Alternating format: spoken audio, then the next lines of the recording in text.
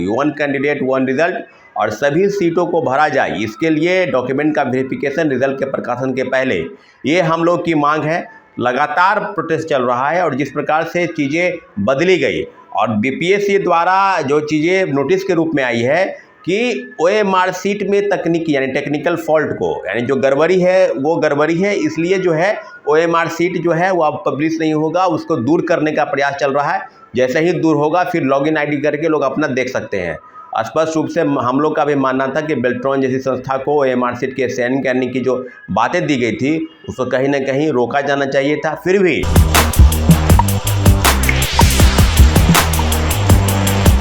नमस्कार, मैं हूं अनुकुल तिवारी और आप वॉइस अब देख रहे हैं। देखिए, आप अच्छे से जानते हैं कि शिक्षक अभ्यर्थियों का एक ही डिमांड है, वन कैंडिडेट वन रिजल्ट, और उसको लेकर भारी प्रदर्शन भी किया है। लेकिन फिर कहने में आ रहा है कि फिर से बीपीएससी टीआरई 3.0 के लिए शिक्षक अभ्यर्थी और छात्र नेता प्रदर्शन करेंगे वन कैंडिडेट वन रिजल्ट के लिए। और बहुत सारे मामले हैं क्योंकि सारे लोग का डिमांड है कि सीट्स इस बार खाली नहीं रहना चाहिए। क्या कुछ कह रहे छात्र नेता साहब, आप सीधे सुनिए। नमस्कार साथियों, जय हिंद। अभी हम बात करेंगे बिहार सरकार के नौकरी का पिटारा, यानी बिहार सरकार ने अब निश्चित रूप से नौकरी का पिटारा खोलने की बात स्वीकार की है। और नौकरी के पिटारा के संदर्भ में माननीय मुख्यमंत्री जी ने स्वतंत्रता दिवस के शुभ अवसर पर आह्वान किया है कि हम 10 लाख नहीं 12 लाख लोगों को नौकरी देंगे। यानी कहने का मतलब है कि जल्द से जल्द। और शिक्षक की बहाली को लेकर भी लगभग ये कहा जा रहा है कि लगभग 2-3 महीने में 2-2.5 लाख लोगों की बहाली फिर से होगी। अभी तीसरे फेज की बहाली पर अपडेट आपको बता दें कि जिस तरह से प्रोसेस चल रहा है, जिस तरह से प्रक्रिया चल रही है, उस पर जो खामी है और उस खामी को दूर करने के लिए जो आंदोलन हम लोग तैयार किए, जिस आंदोलन की रूपरेखा तैयार हुई, वन कैंडिडेट वन रिजल्ट, और सभी सीटों को भरा जाए, इसके लिए डॉक्यूमेंट का वेरिफिकेशन रिजल्ट के प्रकाशन के पहले, ये हम लोग की मांग है। लगातार प्रोटेस्ट चल रहा है और जिस प्रकार से चीज़ें बदली गई और बीपीएससी द्वारा जो चीज़ें नोटिस के रूप में आई है कि ओएमआर सीट में तकनीकी यानी टेक्निकल फॉल्ट को, यानी जो गड़बड़ी है वो गड़बड़ी है, इसलिए जो है ओएमआर सीट जो है वो अब पब्लिश नहीं होगा, उसको दूर करने का प्रयास चल रहा है। जैसे ही दूर होगा फिर लॉगिन आईडी करके लोग अपना देख सकते हैं। स्पष्ट रूप से हम लोग का भी मानना था कि बेल्ट्रॉन जैसी संस्था को ओएमआर सीट के साइन करने की जो बातें दी गई थी उसको कहीं ना कहीं रोका जाना चाहिए था। फिर भी अगर बात हुई है, अगर सरकार की मंशा पर कहीं ना कहीं प्रश्न चिन्ह अगर नहीं है तो 2-3 बातों का जवाब दिया जाए, क्योंकि जो बात शिक्षक अभ्यर्थी समझना चाहते हैं वो बात सरकार क्यों नहीं व्यवस्था क्यों नहीं समझना चाहती है।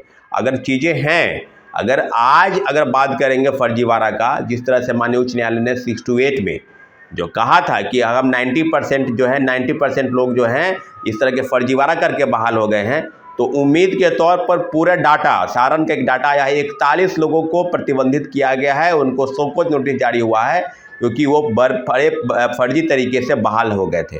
निश्चित रूप से पूरा डाटा अगर आप 6-8 में बात करेंगे तो किसी दूसरे प्रदेश के लोग को कम से कम 60% जो है और यहाँ पर मार्क्स होने चाहिए, 90 नंबर से कम है। यहाँ तो 84-85 लगभग 88-89 नंबर वाले बहाल हो गए। इसका क्रेडिट कौन लेगा? व्यवस्था अगर बनी है उस प्रकार से, इसका क्रेडिट तो कोई लेना चाहिए। हम लोग तो ऐसा नहीं है कि आपके मन में सवाल है फिर उस बात का जवाब जो है वो आपको देना पड़ेगा। टीआरई 1 से लेकर टीआरई 2 तक और टीआरई 2 से लेकर टीआरई 3 तक अब सीटों का जो घालमेल करने का षड्यंत्र बीपीएससी और शिक्षा विभाग से चला, उसका भी तो क्रेडिट लीजिए। पहले 1,70,000 लोगों की बहाली की बात की गई थी, फिर 1,20,000 लोगों की बहाली की बात की गई। अब जो ओवरऑल है सीट है वो डाटा जो है वो बीपीएससी और शिक्षा विभाग को बताना होगा। माननीय उच्च न्यायालय में याचिका दायर की गई CWJC 1151, उस मामले में क्या हुआ? 25 दिन बीत गए हैं, कोर्ट का ऑर्डर आया है। नानी तागिया के बेंच ने स्पष्ट रूप से कहा है कि 1 से 4 नंबर वाले और डेट ऑफ बर्थ जो छठे हैं 1 to 5 यानी प्राथमिक शिक्षक में टीआरई 1 में सबका डाटा प्रस्तुत करें, कितने पद रिक्त हैं। मेरा स्पष्ट मानना है कि 20,000 से 25,000 पद जो है ओवरऑल रिक्त हैं। अगर ओवरऑल की बात की जाए, 1 to 5 की बात की जाए, कम से कम 5,000 से 7,000 लोगों को नौकरी दोबारा देने की जरूरत है। परंतु अभी तक बीपीएस और शिक्षा विभाग ने एक भी नोटिस नहीं निकाला है कि आगे क्या करना है। निश्चित रूप से सब मामलों पर हम जल्द से जल्द शिक्षा विभाग के अपर जो मुख्य सचिव हैं सिद्धार्थ साहब, उनके साथ हम मुलाकात करेंगे और बात करेंगे कि कोर्ट के ऑर्डर का क्या हुआ। कोर्ट के ऑर्डर के आलोक में अंदर में बीपीएससी क्या सोचती है, क्योंकि 25 दिन बीत गए, आपको आकलन तो करना पड़ेगा। अब सीटों का कंपनसेट कब करना है?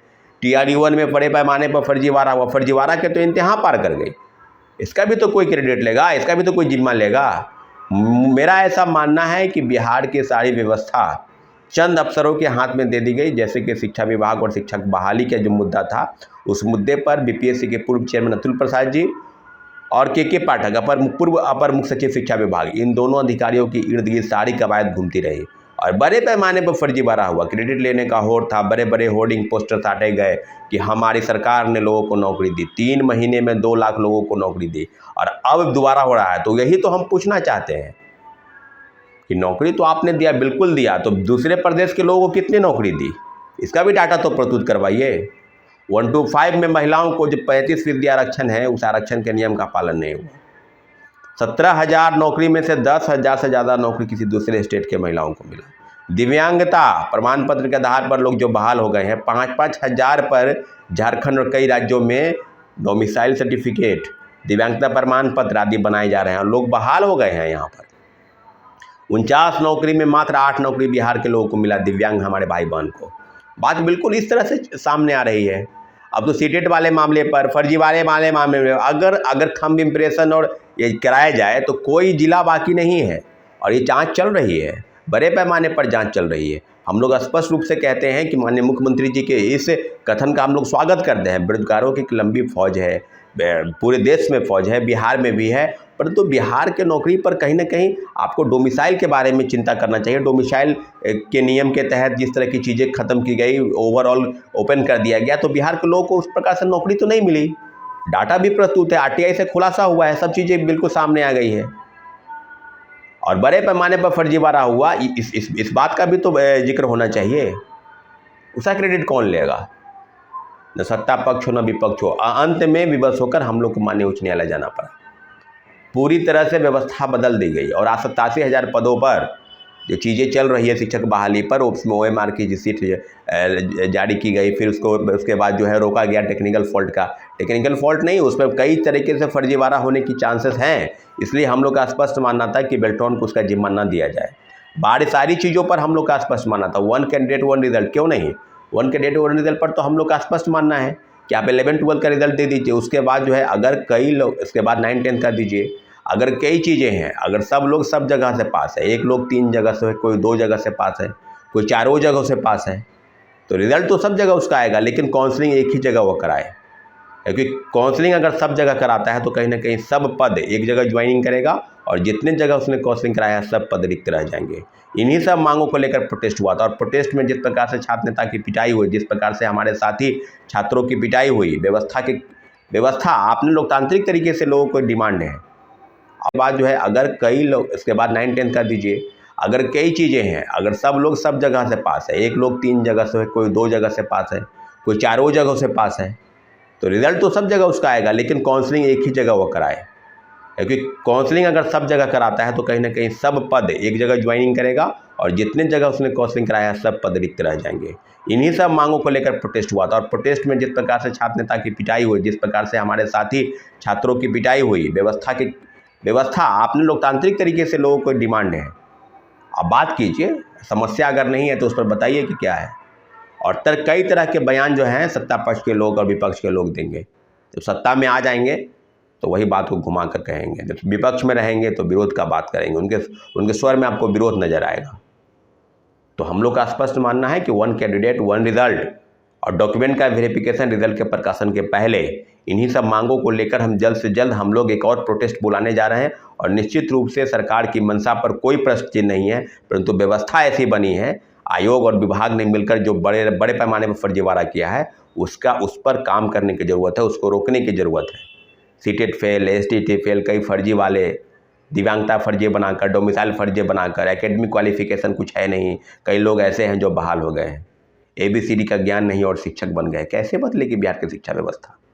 निश्चित रूप से चिंता का विषय है। इसलिए माननीय मुख्यमंत्री जी को बहुत बहुत धन्यवाद कि उन्होंने कहा है कि हम 12 लाख नौकरी देंगे, परंतु 12 लाख नौकरी 2025 के विधानसभा चुनाव के पहले ये सुनिश्चित हो जाएगी, मुझे ऐसा लगता है। अगर ऐसा है तो निश्चित रूप से फर्जीवाड़ा पर रोक लगाए और बिहार के लोगों को अधिक से अधिक अवसर का लाभ मिले, यही हम लोग चाहते हैं।